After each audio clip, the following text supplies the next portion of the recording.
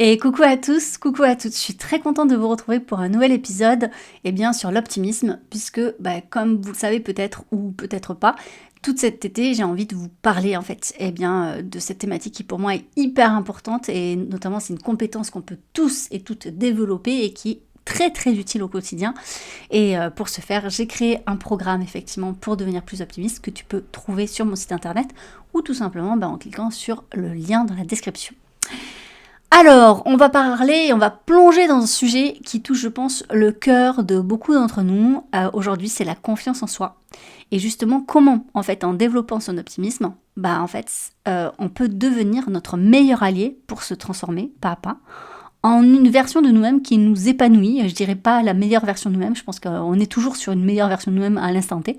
Mais en tout cas, quelque chose qui nous épanouit, et qui peut-être, pour les femmes qui m'écoutent, plus audacieuse, peut-être que ça serait bien. Donc, si t'es une femme hypersensible et ou atypique, et que tu te dis parfois, je suis pas assez sûre de moi, je n'ose pas, j'aimerais avoir plus confiance en moi, voilà, et que peut-être tu envies celles qui ont confiance en elles, je vais essayer de t'aider à démystifier dans cet épisode ce que c'est vraiment avoir confiance en soi, comprendre pourquoi c'est pas quelque chose de magique qui est réservé juste à une élite, ou je sais pas, quelques élus ou un truc comme ça, et que c'est pas quelque chose genre moi j'ai pas confiance en moi, voilà, genre c'est un état de fait qui changera jamais, absolument pas. Et tu vas essayer de découvrir comment justement, en développant ton optimisme, en fait, un optimisme lucide, et je fais bien référence à l'épisode de la semaine dernière que tu peux écouter sur toutes les plateformes, ça peut être un moteur qui va t'aider à te transformer et à avancer. Donc installe-toi confortablement, comme d'habitude, prends une tasse de thé, mets les pieds dans l'eau, je ne sais pas où tu es quand tu m'écoutes, d'ailleurs je serais très curieuse de le savoir, n'hésite pas à me mettre ça en commentaire. Et on y va, on se lance dans cet épisode. On va donc commencer déjà par poser les bases. Comme d'habitude, tu sais, j'aime bien qu'on soit tous d'accord sur de quoi on parle au juste, et notamment quand on parle de confiance en soi. Alors, en psychologie, la confiance en soi, en fait, c'est une croyance profonde qu'on est capable de relever un défi, d'agir, de passer à l'action ou de réussir dans une situation donnée. Mais attention, elle n'est pas générale en fait. C'est-à-dire qu'on peut, par exemple, être ultra confiante pour organiser, un mariage, une soirée, un voyage, mais totalement trembler à l'idée de prendre la parole en réunion, ou vice-versa. Et c'est ok, c'est normal en fait, parce que la confiance, c'est pas de l'estime de soi, c'est contextuel. Et il faut faire cette distinction, elle est hyper importante parce que je trouve qu'on mélange souvent. L'estime de soi, en fait, c'est la valeur qu'on s'accorde en tant que personne. C'est par exemple ce sentiment de « je mérite d'être aimé, d'être respecté pour qui je suis » en fait. C'est pas non plus de l'amour de soi. L'amour de soi, c'est l'acceptation douce et inconditionnelle de qui on est, avec nos forces et nos imperfections. Donc ces trois notions, c'est-à-dire la confiance, l'estime et l'amour de soi en fait, ces trois notions, elles sont comme des sœurs en fait, elles se soutiennent. Mais elles sont pas du tout identiques, elles sont complémentaires je dirais. Pour vous donner une image, j'imagine plutôt la confiance comme une rivière qui coule. Parfois elle est vive, parfois elle est puissante, Parfois elle ralentit, des fois elle s'encombre de doutes, voilà. Mais elle peut toujours repartir en fait, si on lui donne un peu d'élan. Il y a une phrase qui m'a marquée en fait d'Albert Bandura, en fait, qui est un psychologue célèbre et qui a beaucoup travaillé sur la théorie de l'auto-efficacité. S'il y en a qui ont fait de la psychologie, je suis sûre que ça leur parle. On voit ça en licence.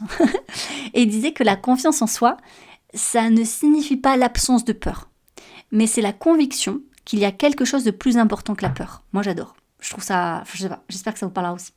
Et je pense qu'en tant que hypersensible, notamment, cette chose plus importante, est-ce que ça serait pas tout simplement notre simple envie d'avoir envie, en fait, de donner du sens, se sentir utile, se sentir aligné, en fait, sans se cacher? Je trouve que ça serait peut-être plus grand que la peur elle-même, non? Voyez après ce qui fait sens pour vous. Donc, manquer de confiance, qu'est-ce que c'est vraiment, en fait? Alors, je manque de confiance en moi, ça c'est une phrase que j'entends souvent. Le problème, c'est que je trouve que beaucoup d'entre vous, vous allez la dire pour vous bloquer, en fait. C'est genre un plafond de verre, genre maintenant que j'ai dit ça, c'est bon, en fait, ça m'empêche de passer à l'action. C'est vraiment ça. C'est non, mais moi je manque de confiance. Je le vois beaucoup dans les accompagnements que je propose, parce que comme tu sais, je propose aussi des accompagnements individuels en visio, et je vois beaucoup genre, moi je manque de confiance en moi. Comme si c'était, comme si on a établi le fait, donc plus rien ne peut changer, quoi. Donc oui, je comprends, quand on n'a pas confiance, on a comme un nœud dans le ventre ou dans la gorge, oui, on a une petite voix qui murmure, qui dit bah, tu vas être ridicule, il y a la peur d'être rejeté, que les gens se moquent de nous en fait. Et bah, ou ce réflexe en fait de refuser une opportunité en fait, parce qu'on pense qu'on n'est pas à la hauteur. Mais ça, ce sentiment en fait, il est d'ailleurs très intense chez les hypersensibles, hein, c'est le cas de tout le monde, en réalité tout le monde. Nos émotions, peuvent être amplifiées en fait par le doute, par la peur. Genre, ça peut être un tsunami. Mais bonne nouvelle, c'est pas du tout une fatalité. Alors d'où vient ce manque de confiance ? Il faut savoir qu'en recherche, en fait, il y a pas mal de recherches en psychologie cognitive qui pointent 3 grandes pistes.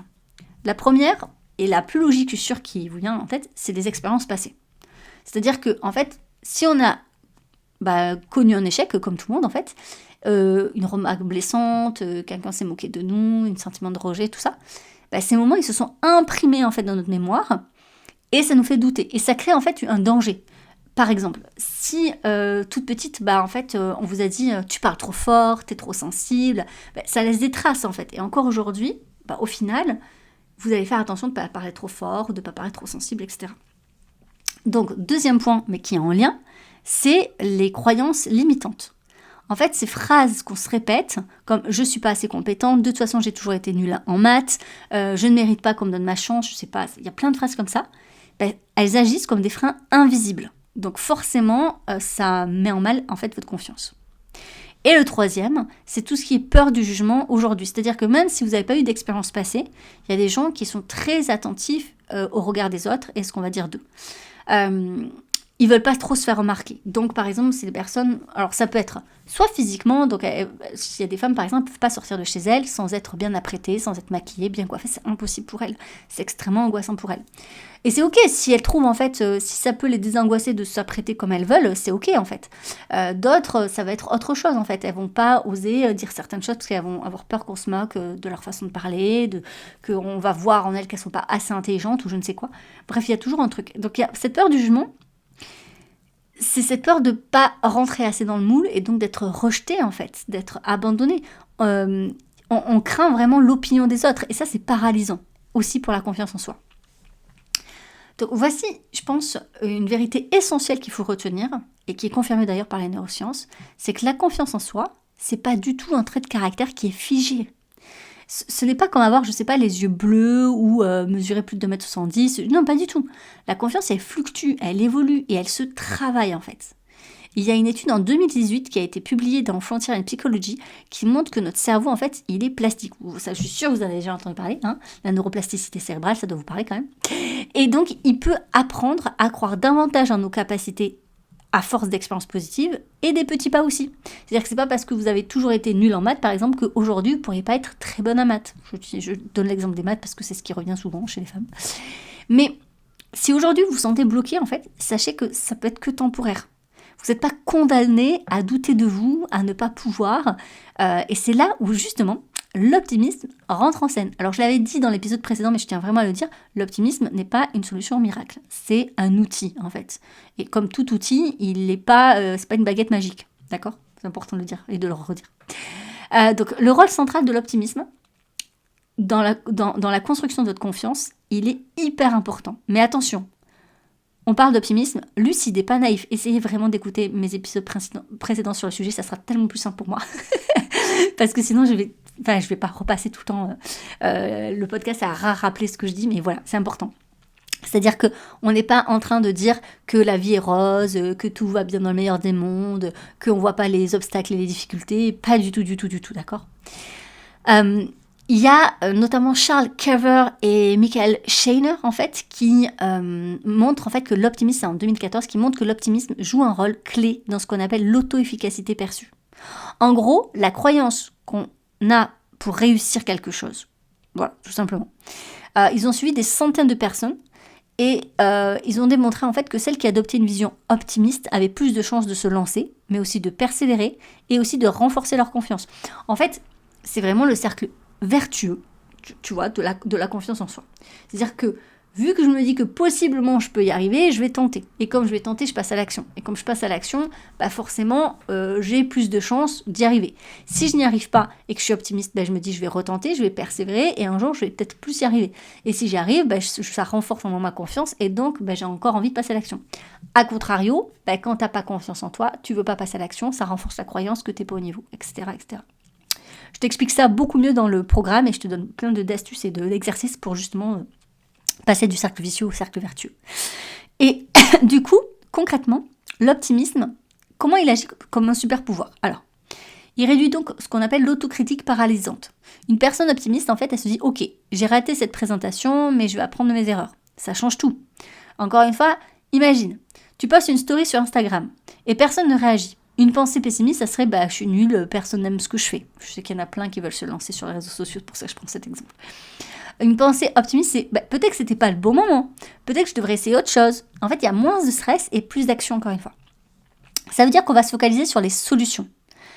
Par exemple, une personne hypersensible, elle pourrait en fait dire j'ose pas demander une augmentation, je pense pas que que cette année mon boss m'augmentera, je pense pas être au niveau, tout ça. Tandis avec une vision plus optimiste, elle pourrait se dire j'ai préparé un argumentaire solide et je vais tenter ma chance en fait. Et puis peut-être qu'en osant, elle aura peut-être pas l'augmentation là, mais elle aura peut-être eu l'assurance en fait de se dire mais je sais ce que je vaux et en fait en travaillant un argumentaire solide, elle se sera prouvée en fait de tout ce qu'elle valait aussi pour elle et peut-être qu'elle aura une augmentation. Donc ça booste aussi la résilience. Et ça, il y a une étude en 2019 qui montre que les optimistes en fait rebondissent plus vite après un échec, car ils croient justement à un espoir, à un futur qui est meilleur. Donc encore une fois, c'est hyper important parce que ça vous permet de ne pas rester au fond du puits. Et donc ça vous encourage à oser. Quand on anticipe un succès plutôt qu'un échec, on se lance plus facilement, c'est logique. Par exemple, en fait, si tu écris un livre et que tu te dis je suis pas assez douée, je vais pas le proposer à un éditeur, de toute façon personne va le lire, en fait c'est sûr que tu n'oses pas. Au contraire, si tu te dis allez, on sait jamais, ça peut plaire à quelqu'un, il y a peut-être quelqu'un que je vais toucher, et puis hop, finalement ça t'aide à oser et à peut-être contacter un éditeur parce que tu as écrit un livre. Donc l'optimisme, c'est comme une boussole en fait. Ça supprime pas du tout les doutes et c'est pas fait pour inhiber tes peurs, absolument pas. Mais ça t'aide plutôt à traverser les choses avec plus de courage. Alors, la confiance, ça peut pas se travailler directement. Et c'est pour ça que ça me gêne quand j'entends en fait des gens dire quand j'aurai plus confiance en moi, je le ferai. En fait, ils pensent qu'ils vont travailler leur confiance en eux et passer à l'action. Mais c'est l'inverse. En fait, c'est vraiment l'inverse. C'est parce que vous passez à l'action que vous allez avoir confiance en vous. Ça, c'est hyper important. Je vous avais fait des épisodes de podcast sur le sujet. Donc, c'est pas comme un bouton. Il faut vraiment imaginer peut-être la confiance comme une cheminée. En fait, pour que ça brûle, il faut du bois, il faut une allumette, il faut un peu d'oxygène. Bref, le bois, c'est vos actions. L'allumette, c'est l'optimisme. Et ce qui vous donne l'élan pour commencer. Et l'oxygène, c'est la persévérance. Voilà. Et je pense que ça alimente la flamme. Et du coup, effectivement, vous voyez la fumée dans la cheminée de la confiance. Voilà. Je veux dire, comme si c'était simple. Non, mais c'est pour vraiment expliquer qu'en fait, la cheminée, elle va pas fumer toute seule. C'est impossible. Il y a les neurosciences qui le confirment. Chaque fois que vous agissez, même timidement, en fait, votre cerveau, il enregistre une petite victoire. Et ces victoires, en fait, elles s'accumulent et elles renforcent vos circuits neuronaux liés à la confiance. Il y a une étude en 2020, en fait, dans Nature Communication, qui a montré que les expériences positives, en fait, répétées, modifient littéralement, mais vraiment, la façon dont notre cerveau perçoit nos capacités. Alors, pour les personnes plus hypersensibles, quand on ressent tout fortement, intensément, et que dites-vous que chaque petit pas, il compte double. Donc oui, quand c'est difficile, ça compte double, mais quand c'est positif aussi, en fait, il ne faut pas l'oublier. Donc, osez dire non, par exemple, à une réunion qui nous semble inutile, demander un café à quelqu'un avec qui on n'ose pas parler, ou même, je ne sais pas, publier un post que vous hésitez à partager, chaque action, en fait, c'est une petite bûche en plus dans votre cheminée. Donc, c'est quelque chose, encore une fois, que je développe beaucoup dans un des niveaux du programme, mais je vais essayer de vous proposer, en fait, ici, quelques petits exercices, parce que j'aime bien quand même que vous ayez quelques petits exercices pour tester. N'hésitez pas à me faire un retour des exercices que vous faites de semaine en semaine. Je serai vraiment contente. Vous pouvez faire tout ce qu'on appelle le journal des petites victoires. Ça, je pense que c'est hyper important. Par exemple, chaque soir, en fait, prenez même 5 minutes, en fait, pour noter 3 petites choses que vous avez fait. Même si elles vous semblent nulles, en fait. Je pense aux personnes TDAH, par exemple, dire, par exemple, je n'ai pas oublié ma tasse à café, cette fois-ci, je l'ai mis dans l'évier. C'est une victoire, en fait, en soi. Et il faut vraiment mettre en avant ces petites victoires. C'est quelque chose qu'on ferait naturellement, en fait, pour les gens qu'on aime, pour nos enfants, pour nos proches. Mais on le fait pas pour nous. C'est dommage, parce que, ça aide beaucoup. Donc, par exemple, ça peut être, j'ai enfin répondu à un mail qui me stressait. Ou j'ai exprimé mon opinion en réunion, en fait. Ou j'ai essayé une nouvelle recette et j'ai réussi. Voilà, c'est des trucs tout simples en fait. Il y a aussi tout ce qui est la reformulation positive. C'est hyper important en fait. Quand une pensée négative surgit, comme je vais rater cette opportunité, prenez une grande inspiration et essayez en fait de la repenser autrement. Essayez de vous dire, ok, comment je peux essayer de voir les choses de manière plus positive en fait. Par exemple, je veux dire, ok, là, ça va être un peu difficile, mais je peux ressentir aussi de la joie et de la fierté. Ça, c'est hyper important. Ces exercices, en fait, ils demandent pas, ils vont pas tout révolutionner, mais ils vont faire, en fait, d'étape à étape, quelque chose de plus positif de votre confiance en vous. Et c'est ça que je veux vraiment que vous puissiez développer. Il y a une étude en 2021 dans le journal Behavioral Medicine qui montre justement que tout ce qui est visualisation et reformulation positive, en fait, ça prépare le cerveau à l'action et ça réduit votre anxiété. Donc, encore une fois, l'optimisme ou ces exercices, ils vont pas transformer votre vie et la transcender, on est d'accord, hein. Mais c'est des petits pas. Et c'est parfait, en fait, ces petits pas, parce que justement, c'est avec douceur qu'on peut faire les choses autrement. Il y a des citations que moi j'aime bien, que j'ai envie de partager 2 citations, de Helen Keller, qui est une femme incroyable, qui a surmonté beaucoup d'obstacles, et qui dit que l'optimisme, en fait, c'est la foi qui mène à la réalisation. Cette phrase, elle me touche particulièrement parce qu'en fait, elle me rappelle que croire en un futur meilleur, c'est déjà poser la première pierre. On ne peut pas changer les choses. Je vous entends souvent râler sur l'état du monde, sur ce qui se passe, sur l'avenir. Voilà, les gens, ils râlent. Mais est-ce qu'ils passent à l'action ? Je trouve que justement, ça nous enlève toute l'énergie en fait. Même d'entendre les autres râler tout le temps, ça nous enlève une énergie de dingue en réalité. Il y a Marie Forleo en fait qui est entrepreneuse et qui est autrice et qui dit « Vous gagnez en confiance en agissant, pas en attendant de vous sentir prête ». Je trouve ça très vrai. En fait, si vous ne vous sentez pas prête, il faut justement oser un petit pas aujourd'hui. C'est encore plus vrai en fait. Si vous faites partie de ces personnes qui disent « Mais moi, j'ai pas confiance en moi », voilà une raison supplémentaire de passer à l'action. Mais même un petit pas. Donc j'aimerais qu'aujourd'hui, et n'hésitez pas à me le mettre en commentaire, je serais très curieuse de voir ça ou me partager sur les réseaux sociaux, quel est le petit pas aujourd'hui que vous allez faire et dont vous allez être fier. Alors c'est difficile d'être fier d'un petit pas parce qu'en fait on se dit, quand on voit toute la montagne qu'on a à gravir, le petit pas il nous paraît insignifiant, mais en fait tout a commencé par un petit pas. En fait, c'est impossible de ne pas commencer par un petit pas. Les gens ne font pas un saut. Si vous voulez grimper sur un escalier, vous n'allez pas monter vous n'allez pas faire un saut de la première marche à la 30e marche. C'est impossible. Vous allez marcher, en fait, toutes les marches. Et c'est beaucoup moins fatigant de faire une petite marche à chaque fois pour aller à la 30e que de diviser ça en 3 étapes, de 3 grosses, énormes marches que vous allez galérer à monter et être fatigué, en fait. Pensez-y. Bref, voilà. On arrive au bout de cet épisode qui est un petit peu plus court que les autres, mais j'espère vraiment que vous repartez avec une meilleure compréhension de ce que c'est la confiance, l'estime de soi, l'amour de soi, que ça vous a donné envie en fait d'oser, même à votre rythme, et que chaque petit pas compte en fait, quel qu'il soit, et qu'arrêtez de vous comparer avec les autres, on s'en fout des autres. Ça c'est vraiment, je trouve, un regret que beaucoup de personnes ont, et je l'entends quand il y en a qui font leur crise de quarantaine, soixantaine, je sais pas, qu'importe l'âge où on met, mais voilà, même quand on écoute nos aïeux en fait, les anciens comme on dit, qui ont plus d'expérience, ils le disent en fait, qu'ils regrettent d'avoir passé trop de temps à manquer de confiance, à se comparer, à donner trop de légitimité au regard des autres, à ne pas avoir fait des choix pour eux-mêmes. En fait, ça, c'est vraiment un regret que les gens ont. Après, le regret de ne pas avoir passé plus de temps avec les gens qu'ils aimaient. Ça, c'est le premier qui revient. Mais le deuxième, c'est vraiment de ne pas avoir fait des choix pour eux, en fait. Donc, n'attendez pas d'avoir 80, 90 ans, voire plus, pour, en fait, passer à l'action et se dire « Ah, si j'avais su, j'aurais fait des choix pour moi, tout ça. » Et j'aurais... et te dire « Ah, c'est dommage que j'ai pas eu plus confiance en moi pour faire ça ou ça. » Demandez-vous, en fait, aujourd'hui, si vous aviez confiance en vous, vous feriez quoi ? Et là, vous avez votre petit pas. Avancez un petit pas pour ça, en fait. Je pense que c'est important. C'est un chemin, c'est un processus, en fait, la confiance en soi, qu'on construit brique par brique, action par action. Et pour nous, je trouve femmes hypersensibles et atypiques, ce chemin, il peut être intense, parfois sinueux, mais il est aussi incroyablement riche en fait. Vos émotions, votre sensibilité, votre unicité en fait, elles sont vos forces. Et en déployant justement un optimisme lucide, ça c'est un carburant pour avancer, pour oser, pour rebondir, pour bâtir une confiance qui est justement solide, durable, qui vous ressemble. Avoir confiance, c'est pas montrer à tout le monde qu'on est meilleur que les autres. Ça, c'est des gens qui n'ont pas confiance en eux. La vraie confiance, en fait, elle se voit pas tant que ça à l'extérieur. Elle se ressent, en fait. C'est des gens qui n'ont pas besoin de critiquer, de juger. Non, ils avancent sereinement vers le défi. Et ça veut pas dire qu'ils n'ont pas peur, ça veut pas dire qu'ils doutent pas.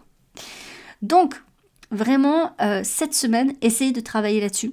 Et venez me raconter, que ça soit sur les réseaux sociaux ou par mail, enfin je sais pas, ou en commentaire de ce podcast. N'hésitez pas d'ailleurs à noter le podcast, ça me fera plaisir. À le partager aussi. Bref, vos petites victoires, elles m'inspirent à moi aussi. Et parce que ça veut dire que mon travail ne sert pas à rien. Et ça, c'est important pour moi, pour que je puisse continuer mon travail sereinement. Bref, voilà. Je vous remercie d'avoir écouté cet épisode de podcast. On se retrouve la semaine prochaine pour parler encore une fois d'optimisme, mais sur un sujet un peu différent.